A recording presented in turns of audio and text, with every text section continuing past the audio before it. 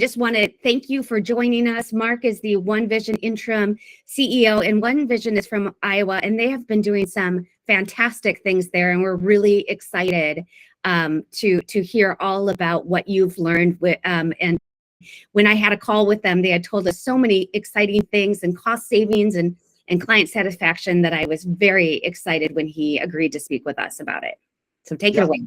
Thank you. And I am also joined by Javen Swan and Matt Platel, and they'll tell a little bit about the client stories. So we have been implementing a new service delivery method called Smart Living. And part of our Smart Living service delivery, which incorporates various technologies, is the Grand Care device and platform. And it is fundamental to how we are delivering our services, because it allows, it's the platform, and it's the type of technology that we use for our video chatting back and forth with individuals that we support. It allows us to program in our various calendar events and schedules and those kinds of things, both for the home, if you will, placing that in the living area, and then also in the individual rooms for folks, and that's an individualized schedule. So it has great flexibility, and it has a great opportunity for us to deliver our Smart Living service model in this way.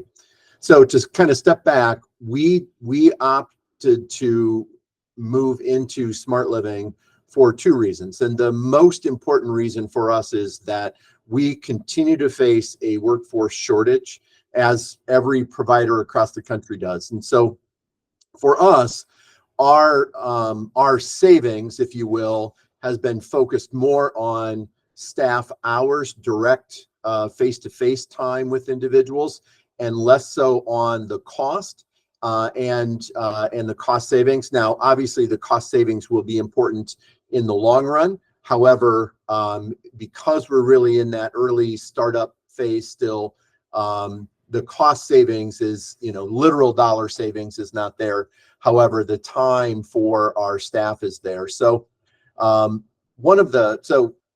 when we think about the way that we're delivering services, we provide services to folks with intellectual and developmental disabilities. We're primarily a home and community-based services type of provider. So our homes are usually 3 or 4 bedroom homes. We do have some 5-bedroom homes. So we have anywhere from 3 to 5 folks in a home. As we're looking at the individuals that we're serving in Smart Living, we have in Iowa a tiered structure, and that's based on sort of the identified intensity of support that they need. So they actually use the SIS supports intensity scale. And we're really looking at kind of that tier 1 and 2. So these are folks that are typically served by one individual staff person in a 5-bedroom home in person, right, throughout the day.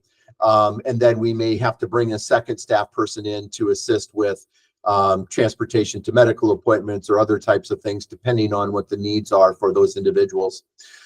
By implementing Smart Living and being able to provide supports from a remote standpoint, we're able to pull back on the amount of in-person time that individuals are supported, and we can provide that same type of support through the remote technology and the remote services, again, of which the Grand Care platform is one of the crucial components of that service delivery.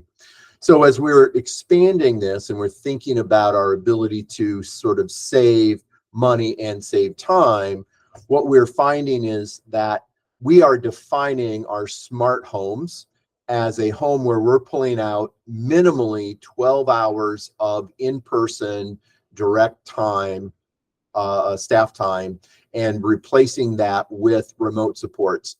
Now, what's really cool on that is, let's just pretend in this case, we have 20 individuals that we're supporting, and that they were all 4-bedroom homes, right? Just for easy kind of math.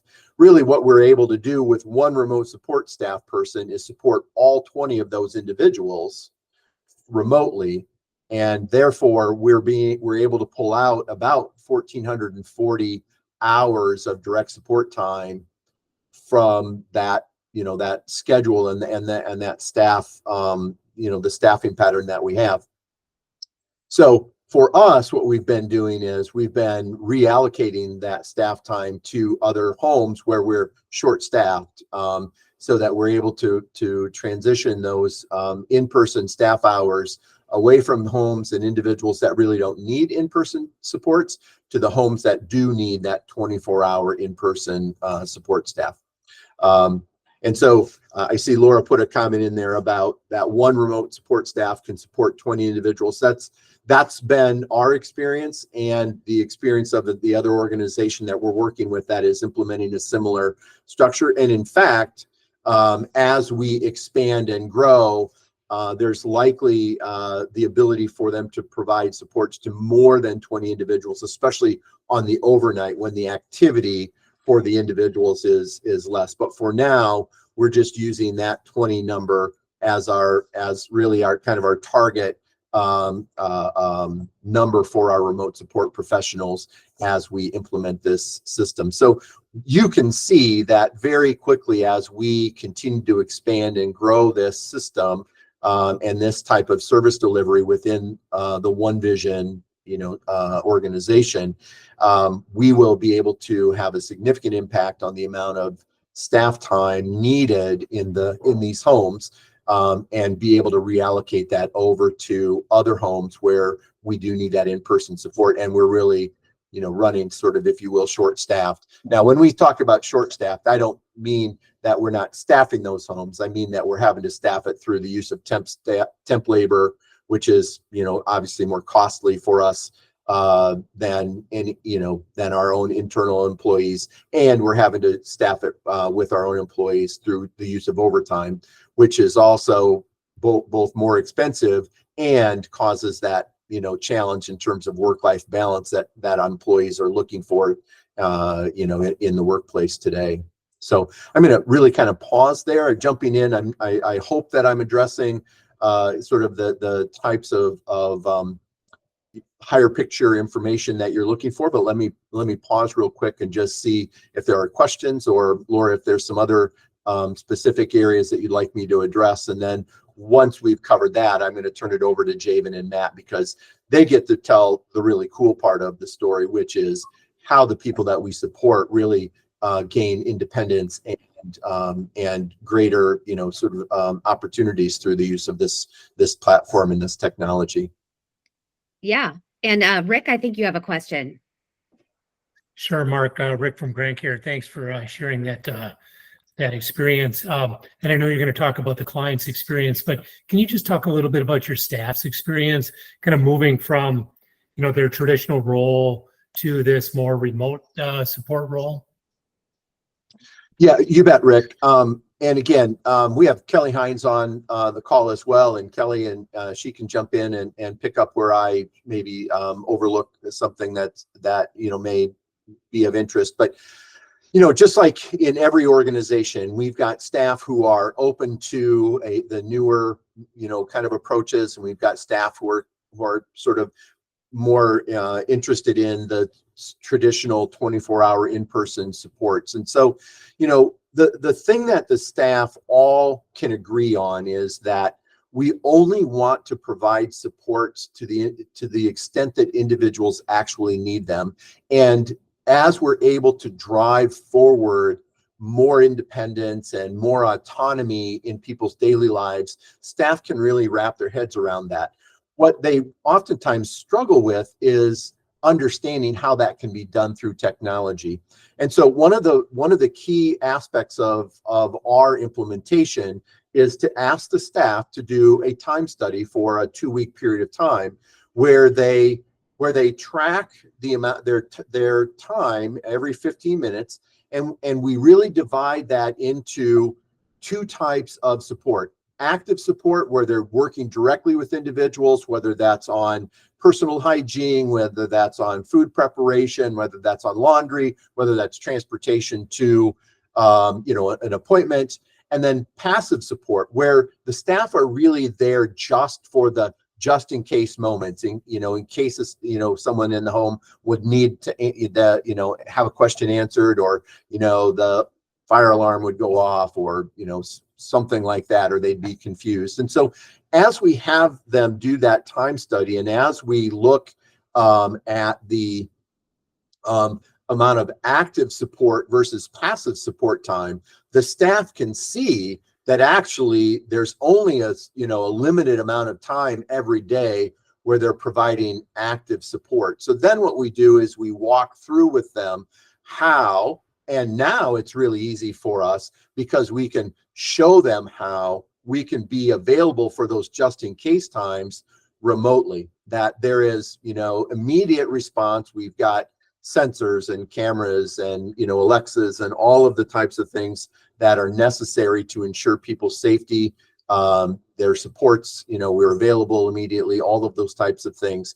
And so as we help walk them through that, they can wrap their heads around how technology can be used to do that. And again, many of them very, very excited about the growth opportunity and the independence opportunity it creates for the people served. Now, again, they may say, I don't want to be a remote support professional, and then they can transfer to one of our 24-hour in-person sites. But that's really kind of how we approach it with the staff, Rick. And now that we've got 20 people that we're supporting, it's pretty simple for us to really do a walkthrough. And in fact, maybe Javen or Matt can comment on a recent visit we had from some of our intermediate care facility staff who, just weren't very exposed to this at that point. But did I answer your question, Rick, on kind of how we approach it with staff? No, absolutely. And I really, I'm curious. I thought that the time study piece was really interesting, and kind of lets them kind of come to the conclusion on their own. So thank you. Yep. Yeah. And it's why it's so important for us to talk about active support and passive support, because they are providing support simply by being present to ensure, that things are running smoothly, everybody's safe. What we just have to help them understand is we can do that more efficiently and effectively through the use of smart living. Yeah. Awesome. Well, we would love to hear. I know Scott has a question, which I'll get to in just 1 second, but I would love to hear more from Javan and about the experiences, because that's very exciting and heartwarming to hear about. Hi, I'm Javen. I'm the team lead for the Smart Living for One Vision. And I've got one story that is really inspirational, and it really shows how powerful this technology can be when used correctly.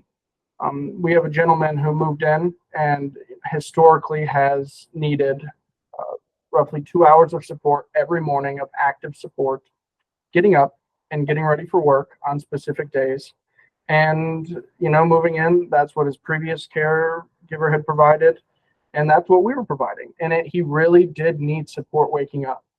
However, approaching it from, technology first approach, or technology minded mindset, using the Grand Care screens along with some other technology like Alexas, smart lighting, and bed machines.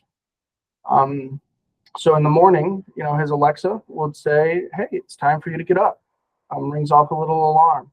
Some smart lighting turns on, and then slowly turns on like it's daylight. The Grand Care screen then pops up with some to-do tasks based upon the day, which is nice because you can base it upon the day. Some days he needs certain things. And his med machine unlocks his meds. And throughout these processes, if there is something that he's missed, or if there's something he needs support from, we'll get alerted through, motion sensors, through door sensors, and Grand Care will send that, and then we can support him in that. So something that has historically taken 2 hours of in-person active support, now this individual, he's doing it completely on his own through the use of these technologies. And then, like I said, if he misses a step, we will be reminded, and then we can provide that support. So now not only are we reducing our staffing hours there, but he's now independently getting ready for his day.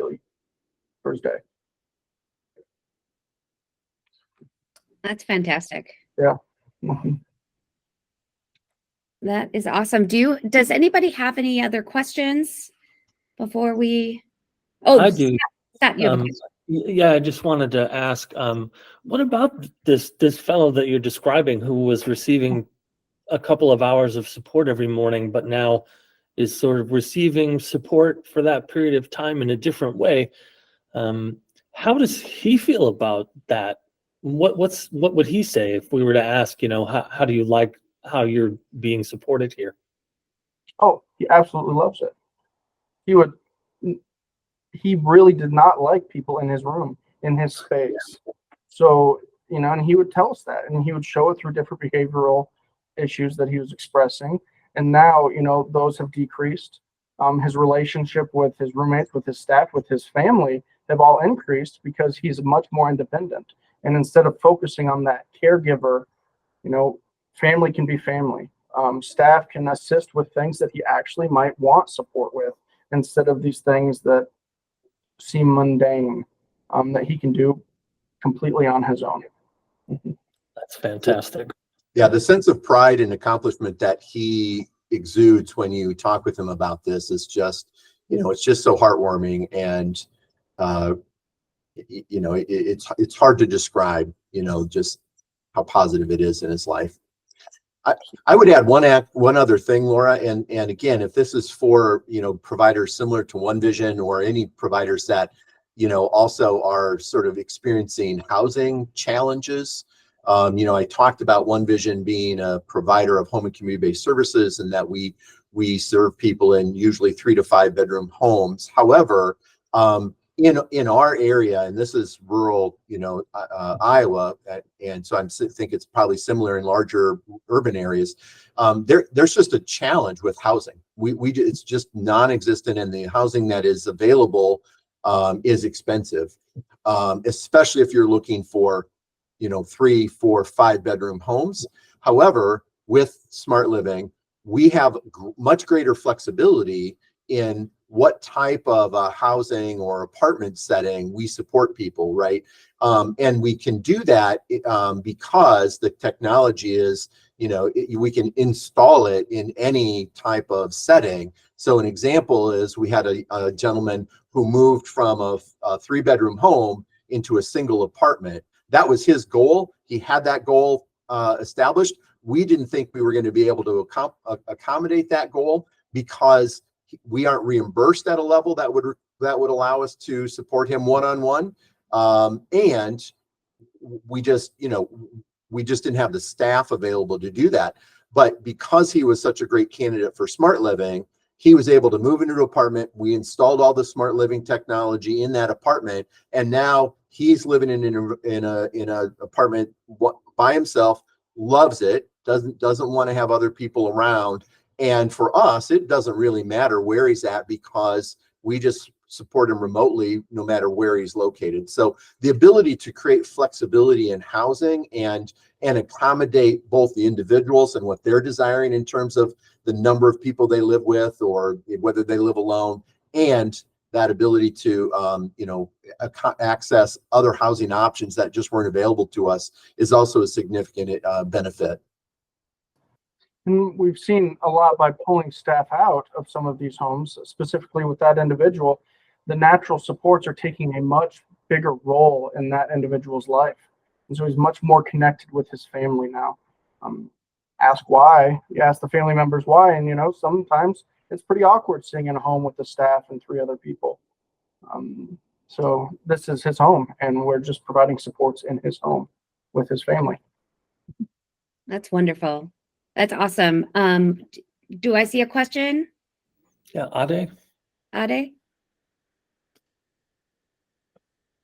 I think you're muted. Can you hear me now? Perfect. So earlier, Mark mentioned using the SIS intensity scale assessment. I am familiar with that assessment, but I'm not aware could you explain a little bit how you are using it to determine who would be a candidate for technology supports, technology-based supports, because I wasn't aware that there is an aspect to that assessment that includes technology. So Ade, my apologies. I caused confusion. The CIS is actually used by the state and the case management to identify the tiered rate or the level of services this person needs. And it's completely separate from our assessments for technology.